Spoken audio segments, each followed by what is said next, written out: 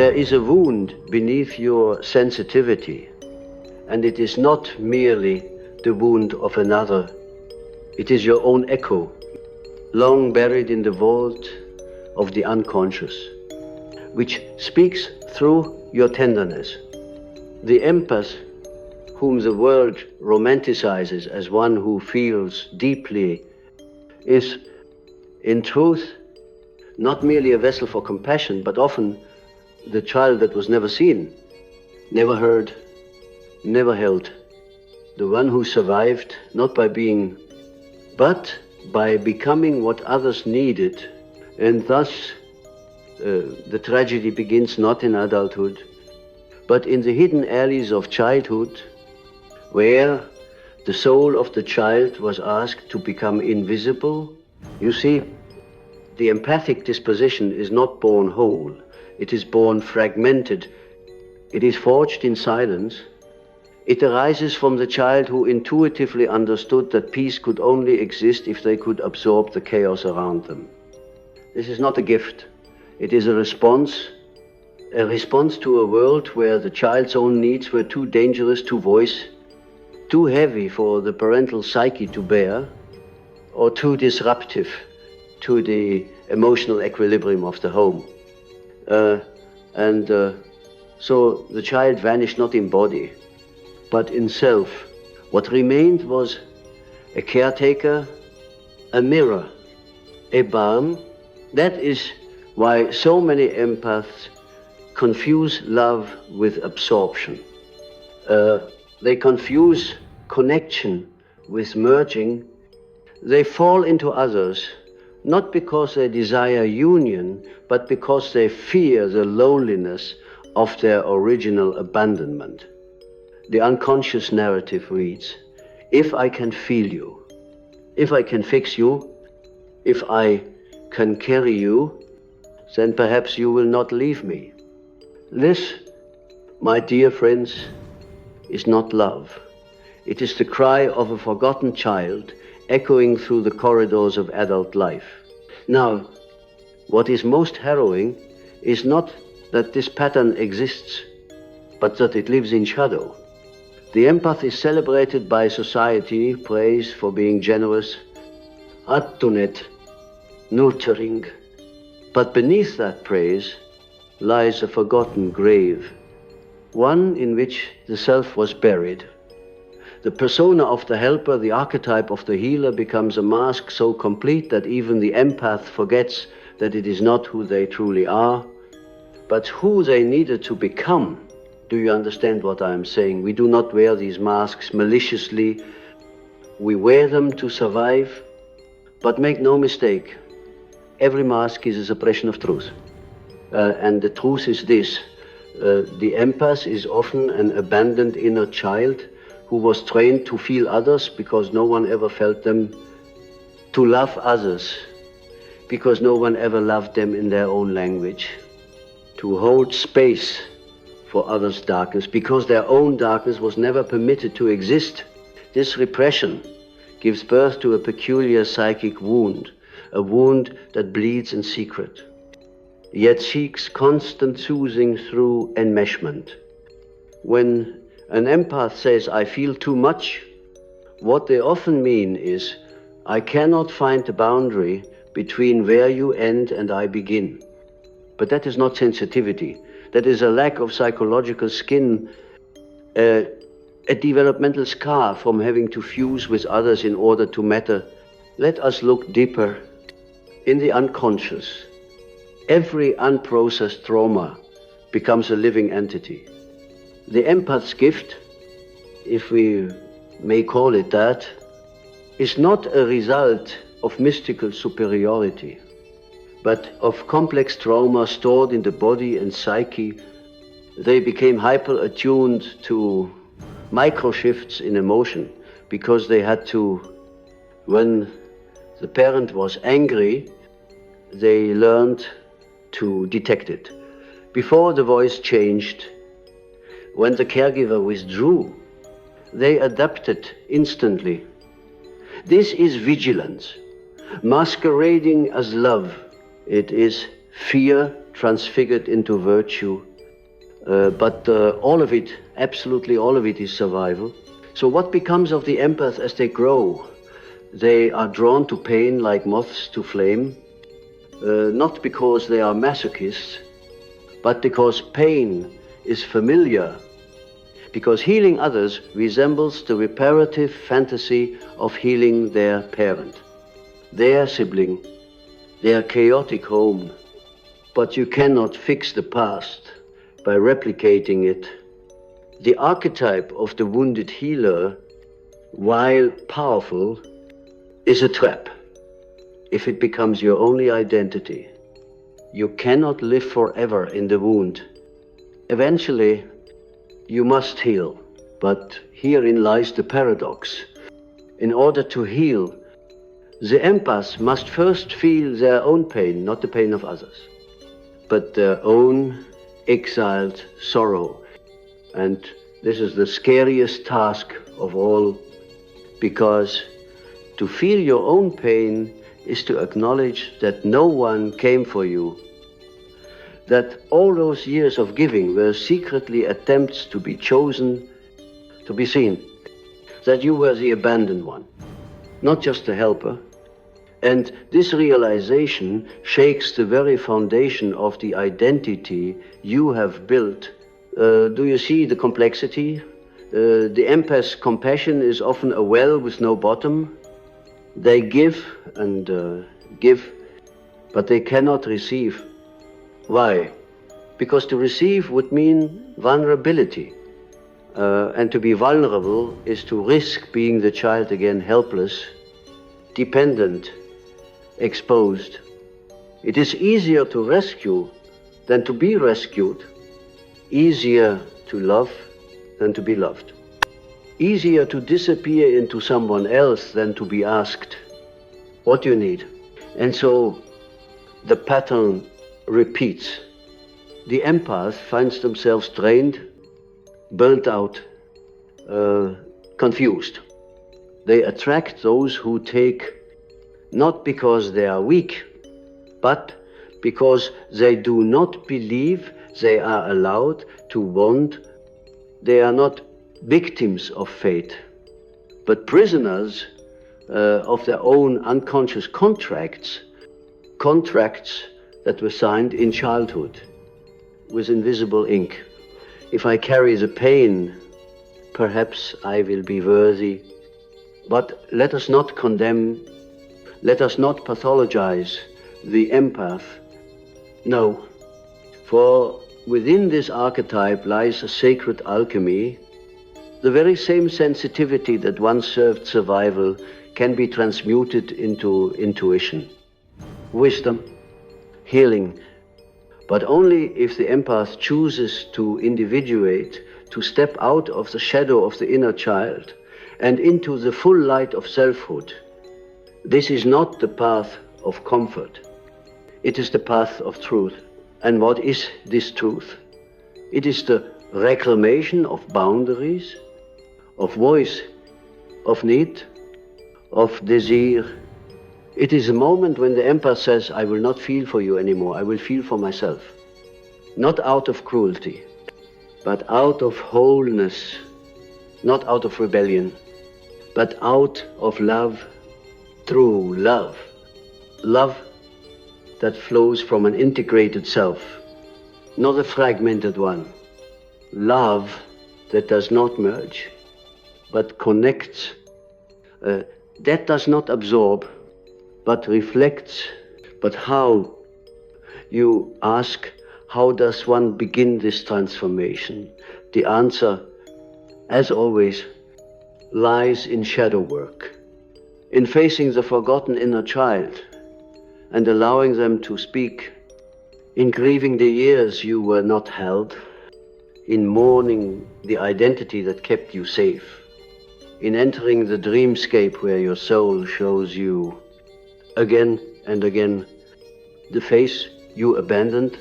In my years of working with the unconscious, I have seen the empath archetype emerge again and again in dreams as the child holding a lantern in the dark. They are always searching not for someone else, but for themselves, for the moment they were left behind, for the split that birthed their fragmentation. And when they finally find that child and hold them not with pity, but with reverence, something astonishing happens. They become whole.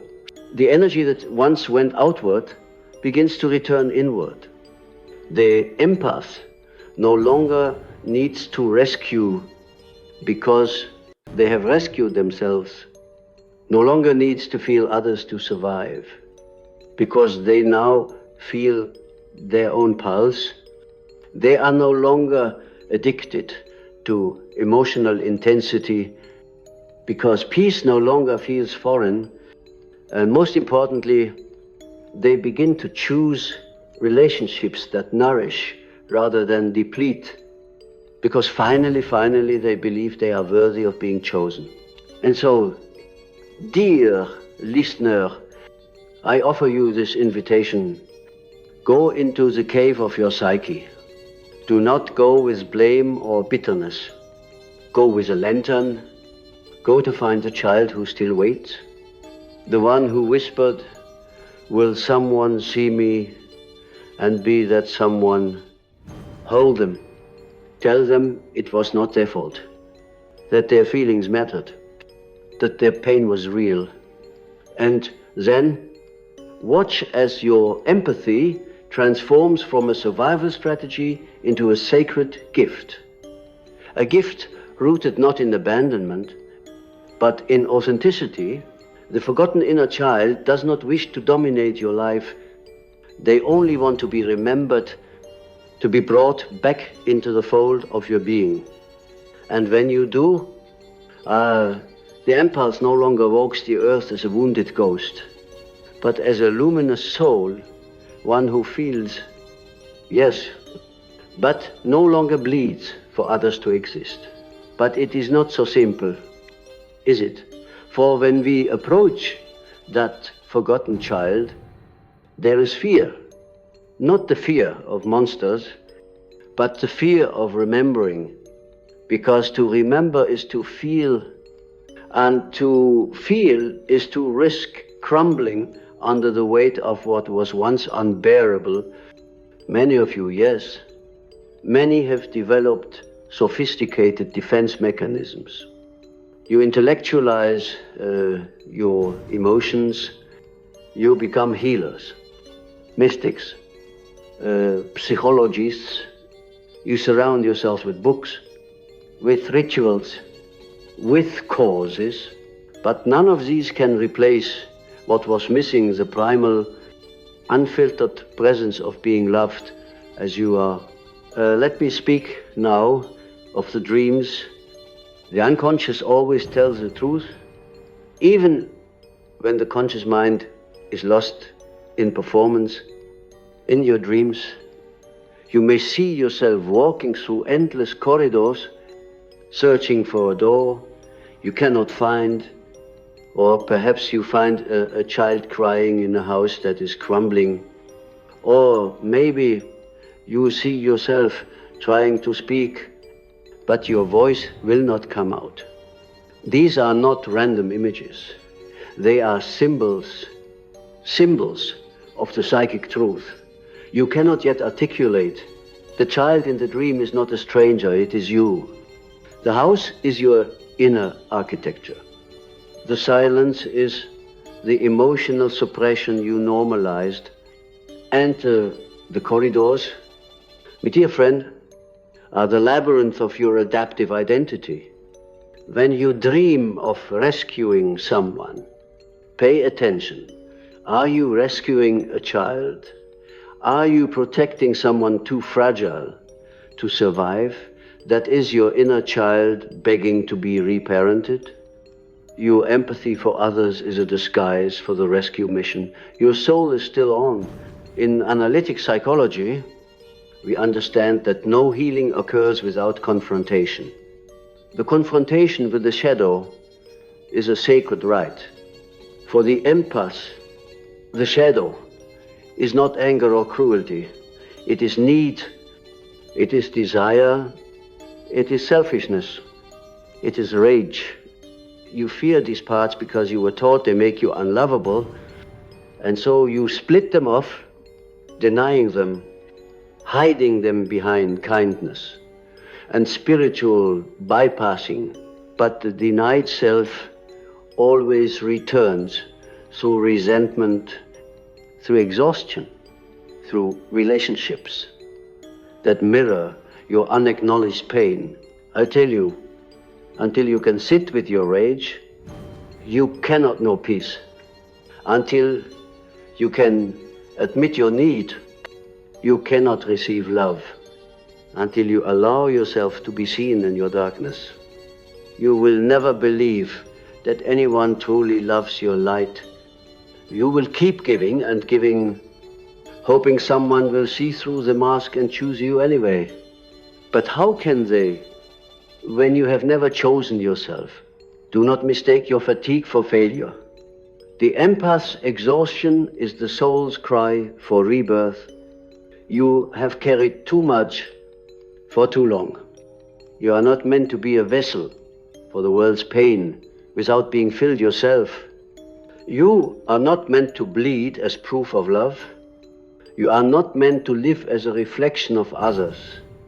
The individuation process, the sacred path to wholeness, requires that you reclaim your own face, not the face of the caretaker, not the face of the spiritual guide, but your true face flawed, a beautiful, contradictory, complete. And what is the cost of refusing this journey? It is chronic disappointment, emotional codependency, cycles of betrayal that feel fated but are in fact chosen by the unconscious compulsion to reenact the original abandonment until the wound is made conscious. It runs your life until the forgotten child is heard. The adult remains incomplete until you mourn the love you never received. You will chase it in the faces of those who cannot give it. Now, let me tell you a secret. The forgotten inner child is not only wounded, they are also wise. Their pain holds your creativity, your wonder, your capacity for awe. They are not merely a victim, they are a guide.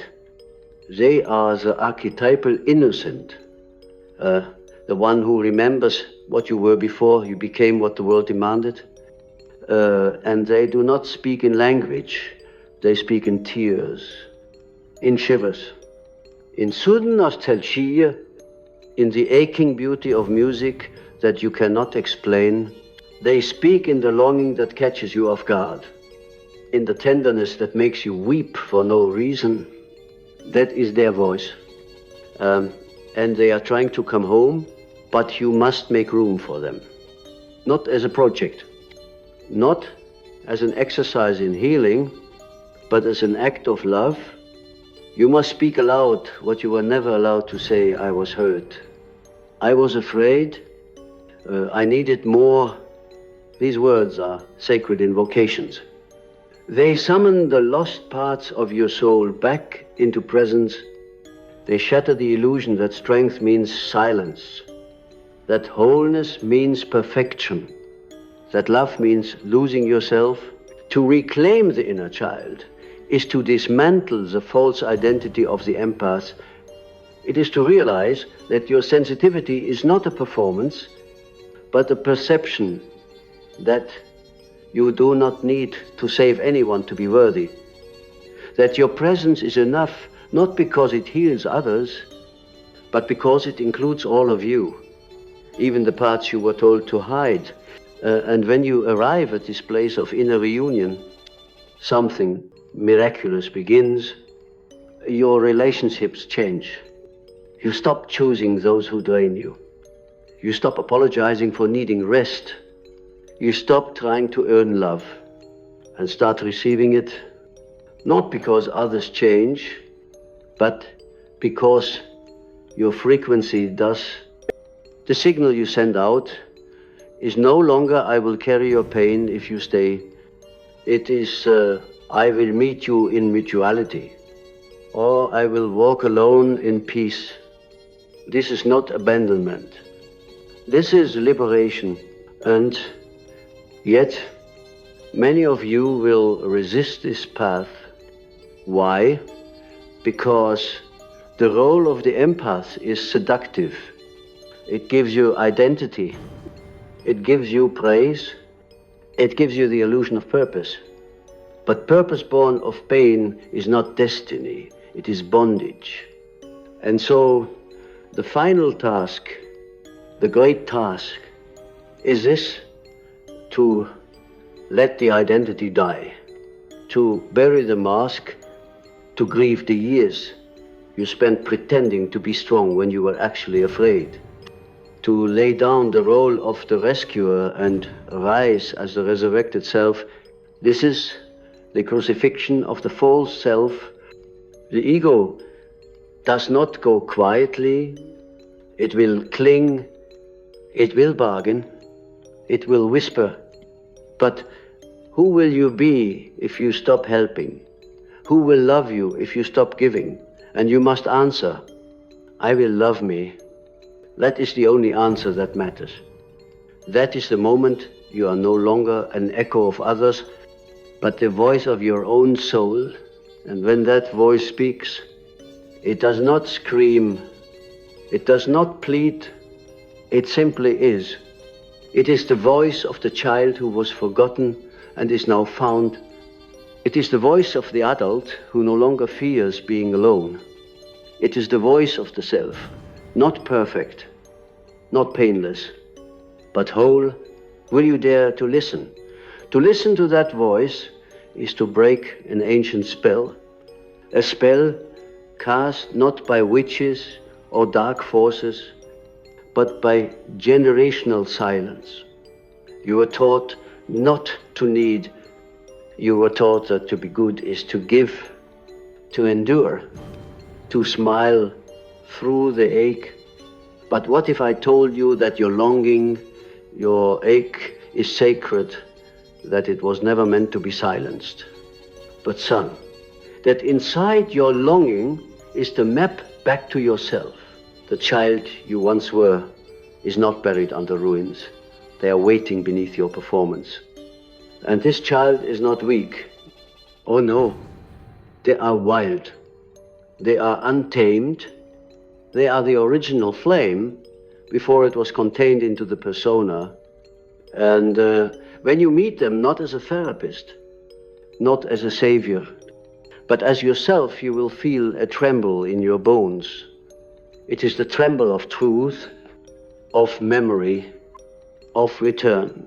You must understand, the empath's deepest pain is not what they feel from others, it is what they do not feel from themselves.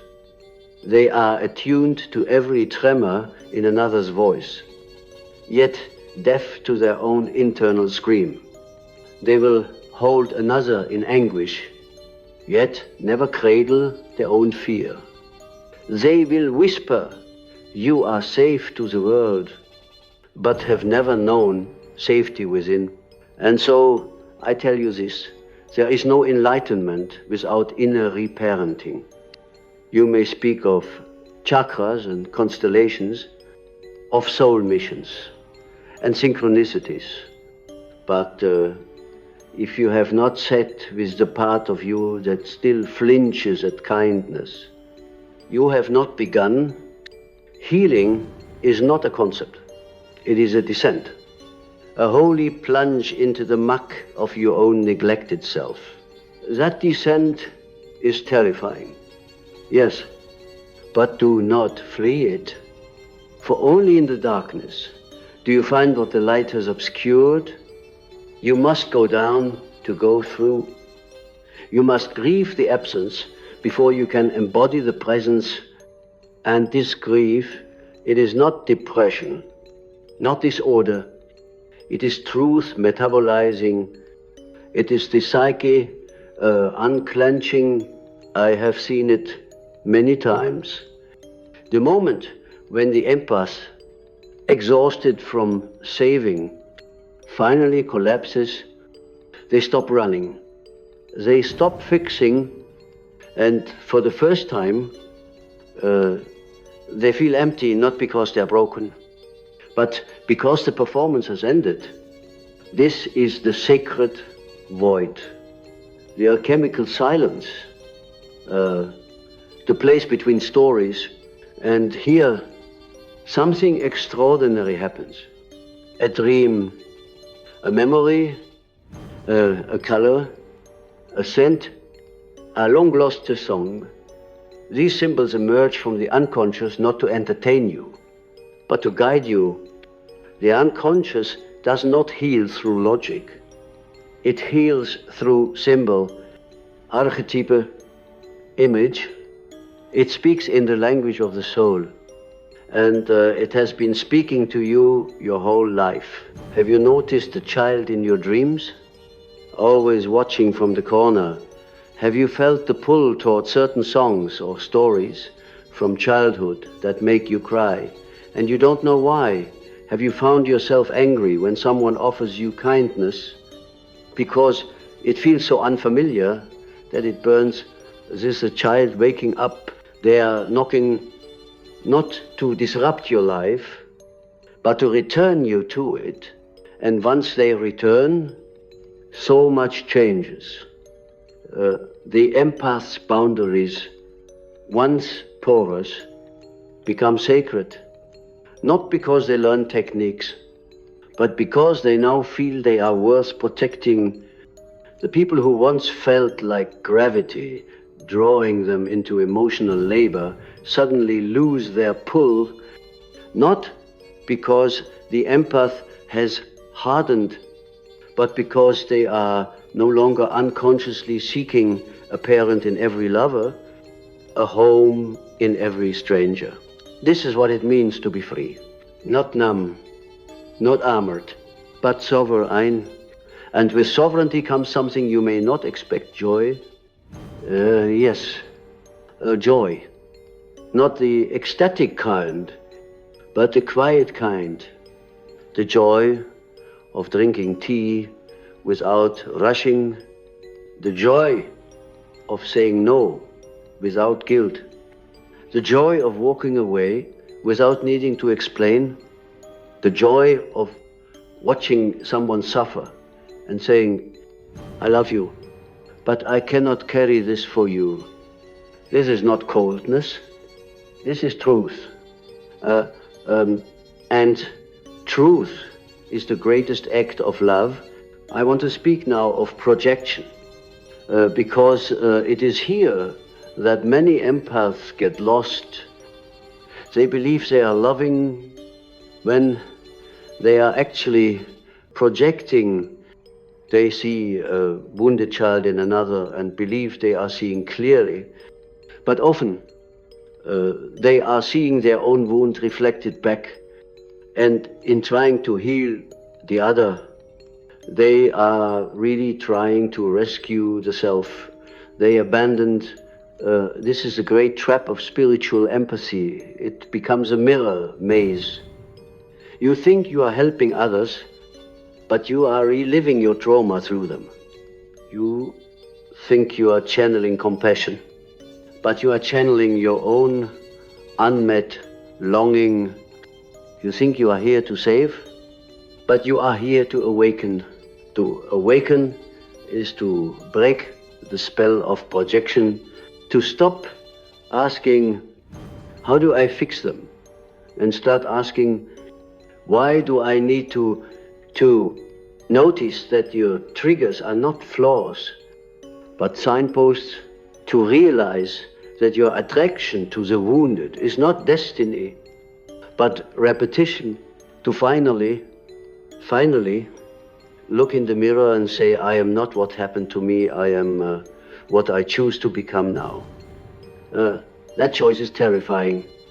For if you are no longer the empath, who are you? This is the void again. The holy rupture, the death of the false self, and in that death, you may feel lost, empty, You may long for the comfort of old roles. You may feel tempted to fall into another rescue, another romantic redemption story, another spiritual performance. But wait, stay, do not run, let the old identity die. Let the child bury their mask, and when you rise, you will not be what the world needs. You will be what you were always meant to be. Whole, to be whole is not to be perfect. It is to be integrated, to allow every voice within you a place at the table, not just the tender one, not just the spiritual one, not just the helper, but also the angry one, the grieving one, the selfish one, the one who wanted more and never dared ask. Integration does not mean silence of the shadow. It means embracing the shadow and allowing it to transform. And oh, how the inner child longs to be held by your adult self. Not coddled or pitied, but honored. Honored as the keeper of your original blueprint, the part of you that knew love before it was conditioned, that knew presence before it was fractured. This child, this forgotten empathic child, was never meant to disappear. They were meant to evolve, but because they were denied, they remained frozen in the psyche, shaping your relationships, your behaviors, your compulsions. And you, yes, even now, may still be living from their unmet need, from their unspoken prayer, please don't leave me again. But you are not a child anymore. You are the one who chooses now, and with that choice comes responsibility not to others, but to yourself, to the soul contract you were born with, not the ones you unconsciously signed to earn love. It is time to remember that love is not earned, it is received. And only when you offer that love inward can it begin to flow outward in truth, not obligation. I have often said that the unconscious becomes fate when ignored. And so too with the empath. If you do not meet your forgotten self, you will seek them in every broken person. You try to fix, you will try to earn what was never freely given. You will perform love, not live it. And the tragedy will repeat, not because you are cursed, but because you are called to remember. This is the calling of the empath, not to disappear into others, but to reappear to themselves. Not to be a balm for every wound, but to become the living truth of their own story. Not to dissolve into every pain they sense, but to carry their own pain with sacred dignity.